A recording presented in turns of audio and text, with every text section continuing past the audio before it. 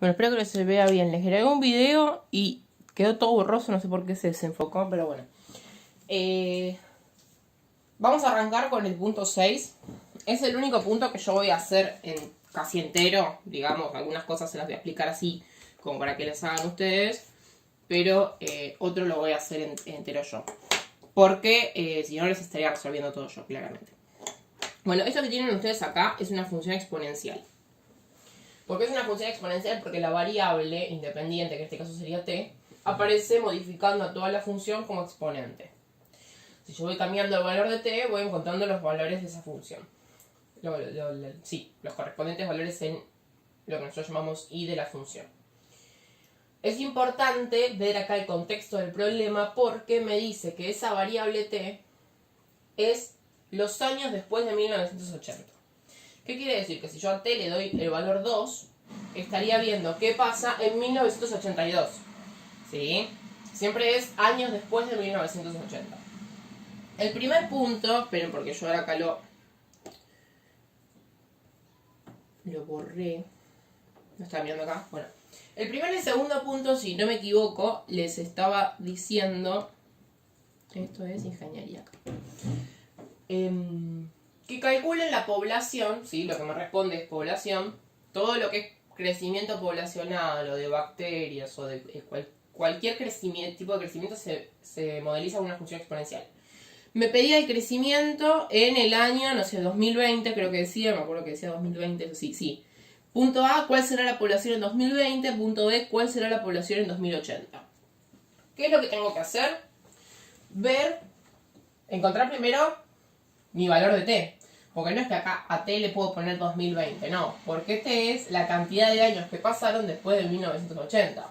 Entonces, si yo quiero saber qué población hay en 2020 o en 2080, tengo que ver qué distancia hay de esos años a 1980. Y ese valor que me responde es el valor de t que tengo que usar. ¿Sí? Acá, si no me equivoco, 100 años hay de diferencia. Entonces, cuando me pide calcular la población en 2080, a t le doy el valor 100. Ahí estamos, y me fijo cuánto da. Sí, ahí me va a contestar la población en 2080.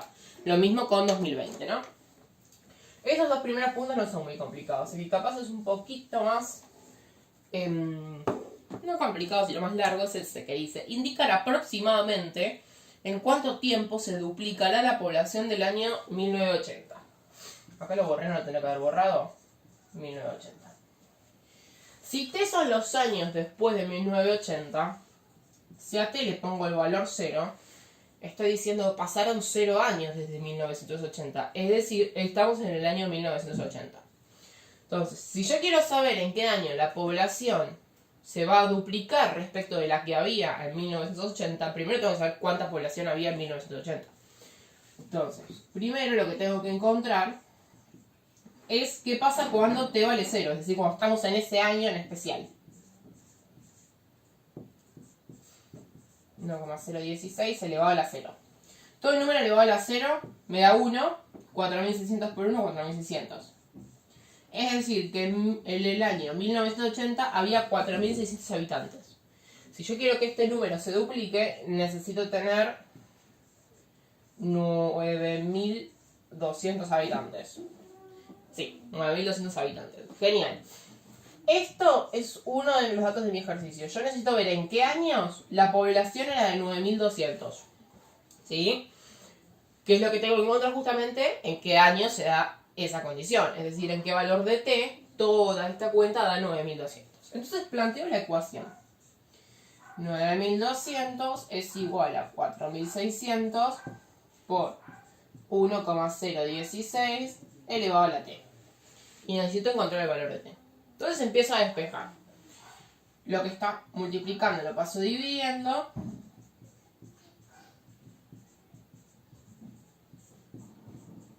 Que esto me va a dar 2. Y ahora tengo que despejar el t.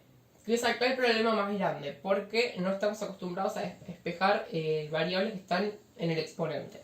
Si estuviese multiplicando, bueno, pasamos el número dividiendo y demás. Siempre en una ecuación apelamos a este concepto de operaciones contrarias, ¿no? Si tengo algo dividiendo, lo paso multiplicando, si está sumando, lo paso restando y demás. Entonces, si está como exponente, lo exponencial, lo contrario es lo logarítmico. Son dos operaciones inversas, ¿sí? No es que el exponente pasa como una raíz, ojo eso. Puedo apelar a ese concepto de que potencia y raíz son conceptos contrarios o operaciones inversas si sé cuánto vale el exponente. Es decir, si yo acá tengo un 2, por decir un número, ¿no? Y acá está lo que yo quiero encontrar, por ejemplo, una suerte de esta ecuación. Este número, como yo lo conozco, puedo decir que su contrario es hacerle una raíz cuadrada. Pero como yo no lo conozco, no puedo apelar a ese concepto, ¿sí? En todo caso, podríamos llegar a decir, si acá está lo que yo quiero despejar, podríamos decir raíz con índice t, pero estamos en la misma porque no sabemos cuánto vale t. Entonces, ¿qué se usa? Los logaritmos. Que yo ya anoté un par de propiedades que ahora las vamos a ver. Siempre que tengo que despejar, llego a este paso, tengo que despejar algo que está en el exponente, se aplica el logaritmo a ambos lados de la igualdad. ¿Sí? Esto lo voy a dejar tal cual está. Fíjense que escribo el logaritmo y lo demás lo dejo tal cual está. El problema es que los logaritmos tienen una base y un argumento. Dice logaritmo en base a de b. Si yo pongo, no sé, logaritmo en base de 10 de 5, la base es 10, el argumento es 5. Es decir, nosotros el argumento, lo que va acá adelante, ya lo tenemos. Este es 1 y el 2 es el otro. Nos faltaría ver qué número ponemos de base acá abajo. Bueno, les cuento que en cualquier ecuación, porque esto ya se transformó en una ecuación exponencial, el argumento que usamos es este, perdón, la base que usamos es este. Lo mismo que está en la base del exponente. Si yo tuviese 3 elevado a la t, uso 3. Si tengo menos 20 elevado a la t, uso menos 20. Entonces, ese número lo escribo como base. 1,016. Ahora, el problema es por qué lo escribimos así como base. Bueno, porque es la única forma de poder despejar la letra t. Empezamos acá sí a usar propiedades del logaritmo, aunque la variable sigue estando en el exponente, estoy trabajando con logaritmos y me da otra herramienta más. Por ejemplo, esta. Si yo tengo un logaritmo en el cual hay un exponente, lo que puedo hacer con ese exponente es bajarlo adelante multiplicando. Acá yo tengo un exponente, porque t no deja de estar escrito como una potencia, como un exponente. Pero por propiedad del logaritmo lo que puedo hacer es escribirlo adelante multiplicando. 0,16, 1,016. Si lo escribo adelante multiplicando, deja de estar como exponente. Entonces ahí simplifiqué un montón el problema. Sigue estando medio feo porque tengo logaritmos. Pero de vuelta, nos aparece otra propiedad. ¿Qué es esta? Logaritmo en base a de a es igual a 1. ¿Qué quiere decir? Cuando en la base y en el argumento está exactamente el mismo número, 1,016, 1,016, todo esto da 1. Entonces, voy a escribirlo acá al costadito. Me quedaría algo así. 1,016 de 2, t por 1. T por 1, ¿cuánto me da? T. Y ahora se me simplificó un montón mi ecuación. Porque ya tengo despejada la letra t, que es lo que yo quiero encontrar. Falta hacer esta cuenta para ver cuánto da. Y no es una cuenta muy sencilla. Si tienen, depende de la calculadora que tengan, se puede hacer ese tipo de logaritmos. En la que tengo yo, no sé si se va a ver, está acá arriba.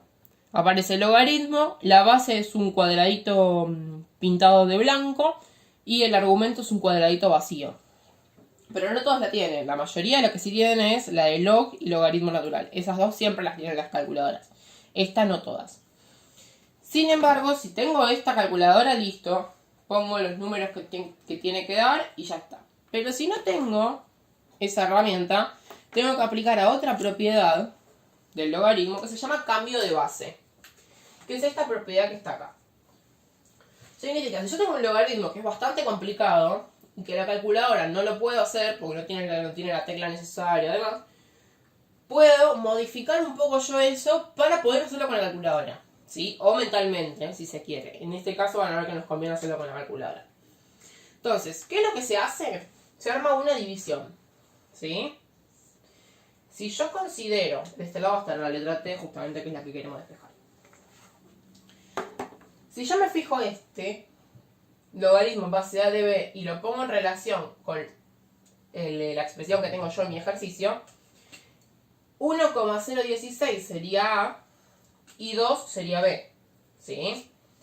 Entonces, ¿qué es lo que me dice el cambio de base? Que elijo yo la base que quiera. ¿Qué les recomiendo yo siempre? Que escriban la de logaritmo en base 10, que es la que todas las calculadoras tienen. La tecla log de la calculadora es logaritmo en base 10, solo que no se le escribe la base 10. Entonces, si yo le pongo logaritmo en base 10, ya lo voy a poder hacer con calculadora. ¿Y qué se escribe? Arriba se escribe el valor de b, es decir, arriba vamos a escribir el valor de 2, y abajo se escribe el valor de a, o sea, 1,016. Estas dos cuentas las puedo hacer con la calculadora. Las voy a hacer yo ahora. Tendremos que hacer log de 2, que acá me dice 0, bueno, vamos a ponerle 3 decimales, 0,301. Y logaritmo de 1,016, bueno, 6,8 por 10 a la menos 3. Si hago esas dos divisiones, ¿sí? Logaritmo en base 2 dividido logaritmo de 1,016, el resultado que me da, lo voy a escribir acá, es 43,66.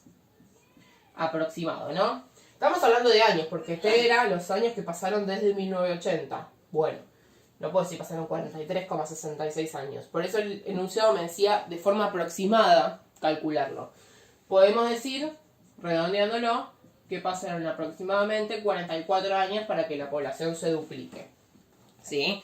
Es el único que más o menos ya les resolví yo. ¿Va? Los dos primeros puntos no los hacen ustedes, pero para que vean cómo se despeja. Ahora, para los que quedan voy a hacer ejemplos similares, pero no el mismo, así eso sí o sí lo hacen ustedes.